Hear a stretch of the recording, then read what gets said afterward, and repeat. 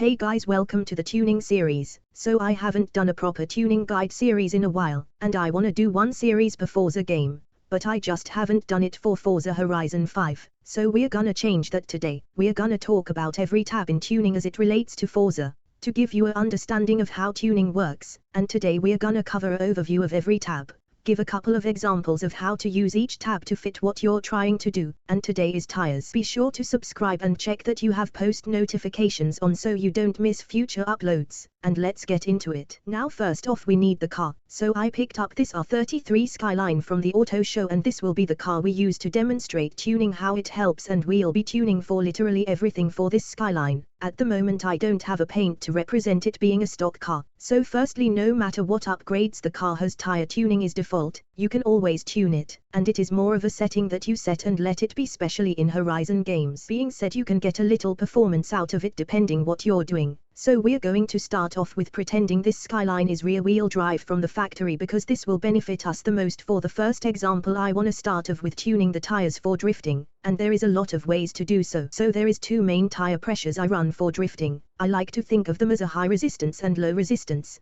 Be sure to read the description on the right of the tuning menu. But for drifting I like to think of the tires as resistance. Now in theory the lower tire pressure you have the more grip you have, and depending on what track or speed you can play with tire pressure to get more angle or more speed. But there is also some neat things we can do with this. So firstly we're gonna do a small track to see how the current settings are, then we're gonna come back into it and tune it.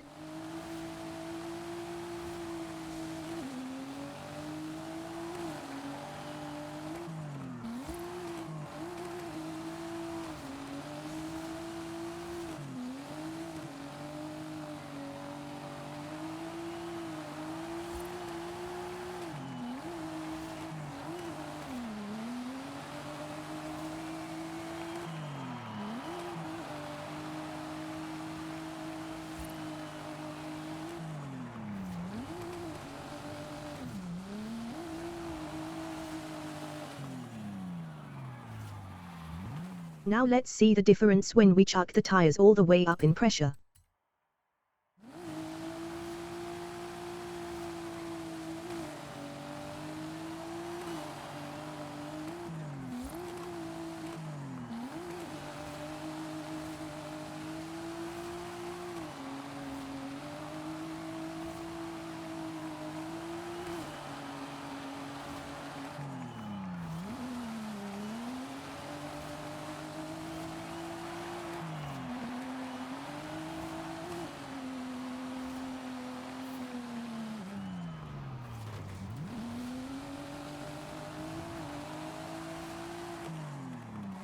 As you can tell, it has a lot more slide in it, and this would be more shown if we increased the power, but being only 300 horsepower it doesn't need much grip. But now let's see how it reacts to a low setting. Okay, so we've tested the extremes. Obviously on a very high PSI it's very slidey, on a low PSI it's very grippy. So now that we understand this, how do we set it for what we want? So in this case the high PSI would be better, but in a high power car a low PSI would be better.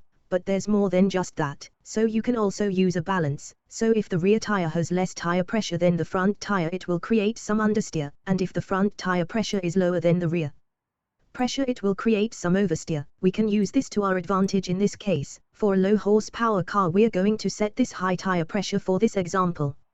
Let's do 55 front 45 rear, and as a rule I would not do more than 10 psi difference.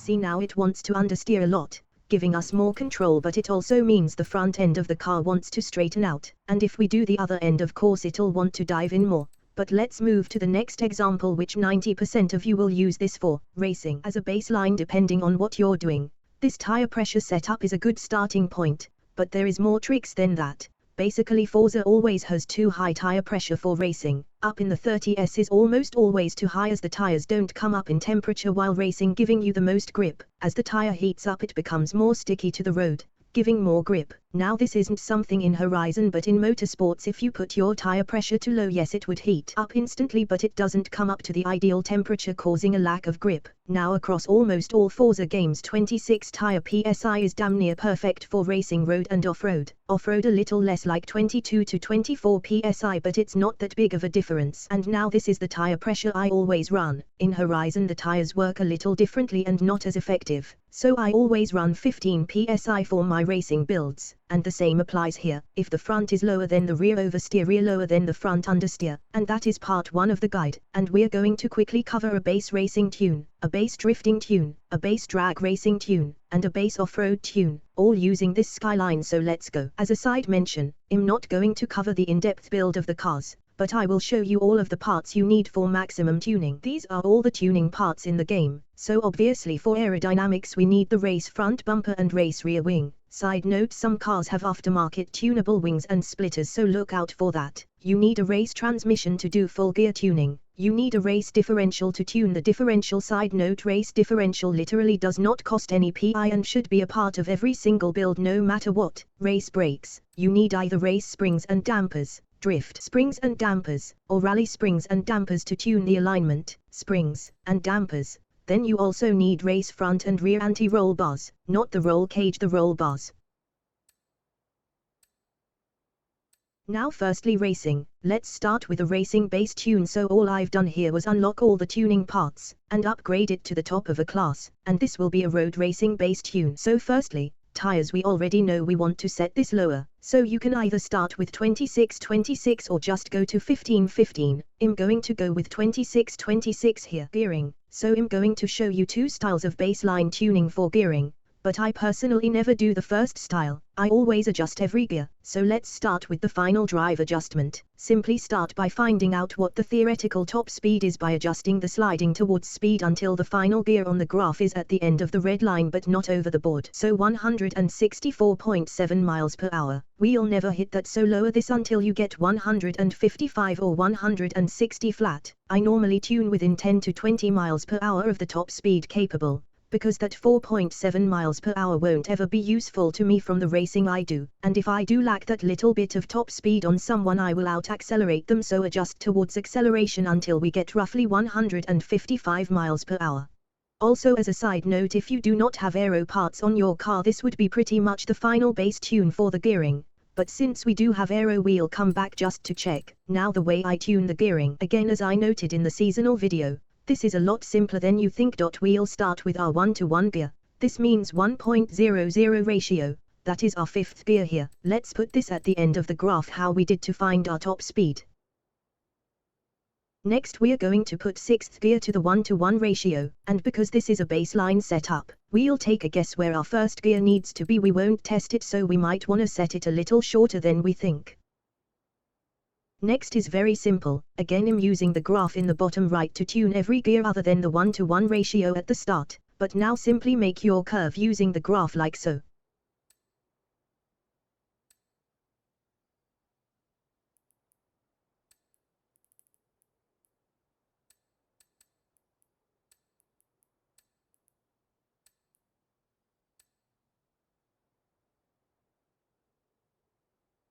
As you see here, I have set every gear so the next gear is shorter than the before. So if we shift from first to second gear and it drops 3000 rpm, we do not want to shift from second to third and it drop 4000 rpm. Basically if we shift at 8000 rpm from first to second gear and it goes down to 6500 rpm, the shift from second to third should be 6400 rpm or less. If it is above 6500 rpm from second to third, it would not accelerate properly. But now that I set up my curve here, we simple set it to the same final drive as we did with the final drive. I know that didn't make sense. I've already been recording for 2 hours. It takes a lot of work to make things as simple as I can. Now alignment. Again, this is a baseline tune for road racing. So starting out -1.7 -1.3 plus 0.1 -0.17.0. This is how I always start out my road racing cars. Next two tabs depend on the car itself, so if you don't know how to tune these properly, simply softening them a bit like this, that should be enough, but be sure to keep roughly the same balance as it already has. But because this car is all-wheel drive, I'm going to give it more of a oversteer for the corner entry, meaning making my front anti-roll bar softer than the rear. Next is the springs. Again, this is a base tune. Just about everything in tuning changes after the base tune, but we want something drivable, so because this car is all-wheel drive, again I'm going to start by softening the suspension and giving it more oversteer. Springs handle the mid-corner balance, and for all-wheel drive cars we want more oversteer because it will naturally understeer. Next is ride height. You will see how this changes, but for road racing a decent rule for base tuning, put it all the way to the bottom, then press right on the D-pad or right arrow key 2 times to raise it up, and that should be extremely safe to never bottom out for road racing. Next is dampening. I always use a set value for this. For my road cars it's 11, 10, 3, 2, like so.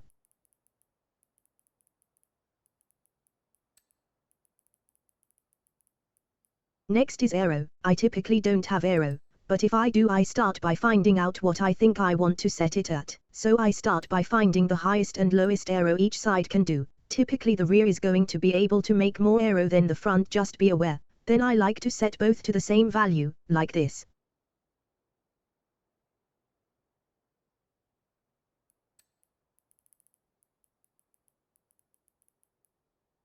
This can change again. This is a base tune. This is something done quickly, should not take long. Next is brakes. Base tune 54-120. That's how it always is for my road cars. The in-depth guide will show you more. But next, differential. The diff can change quite a lot, but base tune for the front 50 and 0, for the rear 70 and 25, and the center I like to start with 65.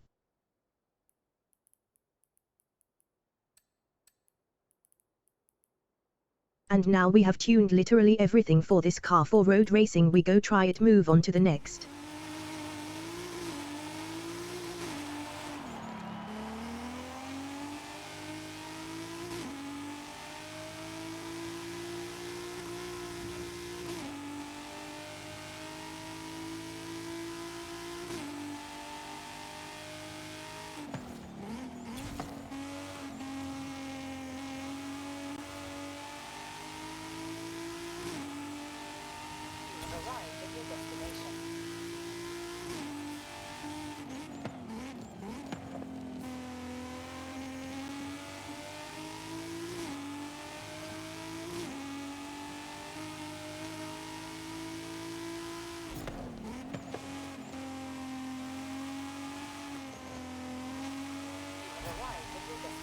And as you see, it's already really good. A little to oversteer in the mid-corner, but that's fine. Now quickly going to cover a rear-wheel drive base tune, and it's simply two things different. When I base tune my rear-wheel drive cars, we want understeer in the corner entry and a balanced mid-corner, and again these change after the base tune, so in the in-depth guide of each part we'll learn that, but for now the base tune for rear-wheel drive would look like this.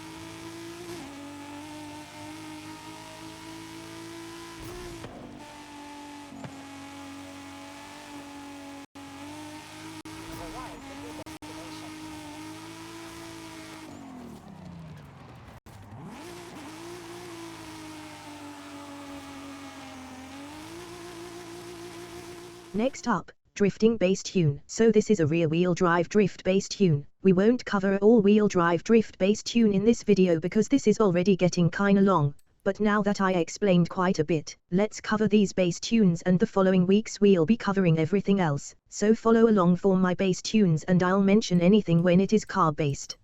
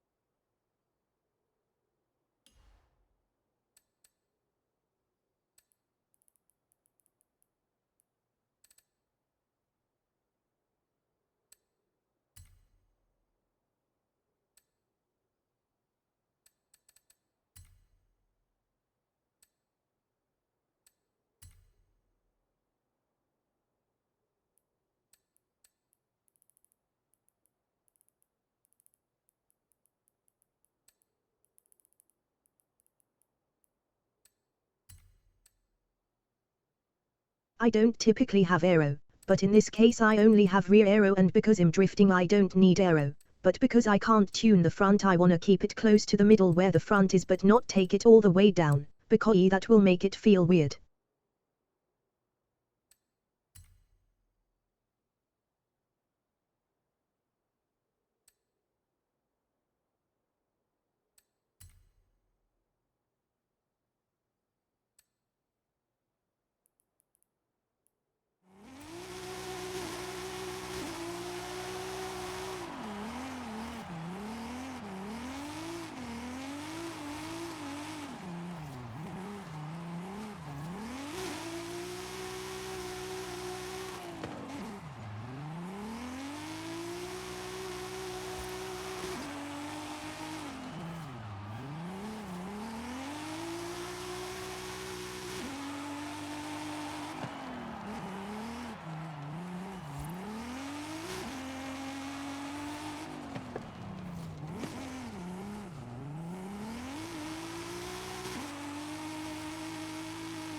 That's my rear-wheel drive drift-based tune. As you see, it handles half decently. In this car I would adjust a lot of gearing here, but I don't need to use it, and that's the point of a bass tune, giving it something you already think you'll need to, but not trying to fully tune it and being open to changes that it needs. Next, drag racing bass tune. This will be again for rear-wheel drive. Now I'm no professional when it comes to drag racing. I know a few things, but the biggest thing about drag racing is you can mostly set your suspension diff and everything, but you will almost always change the gearing. Again, this is a bass tune for drag racing and we'll cover it in another video, but this is just the base, a starting point that is better than what the game gives us from factory.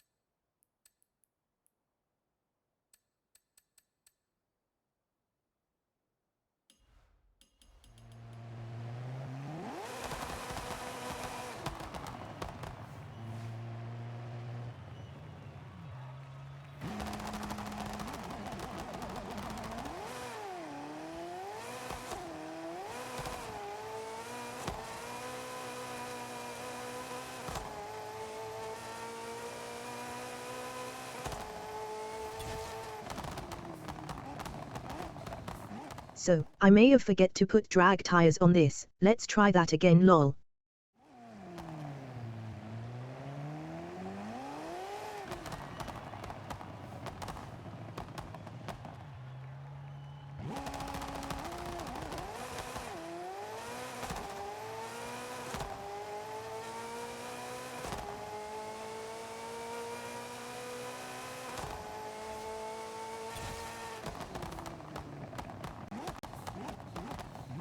To be fair, I still hit 180 miles per hour with stock tires, on a 1,000 horsepower drag car, lol. Best bass tune ever. Anyways, next.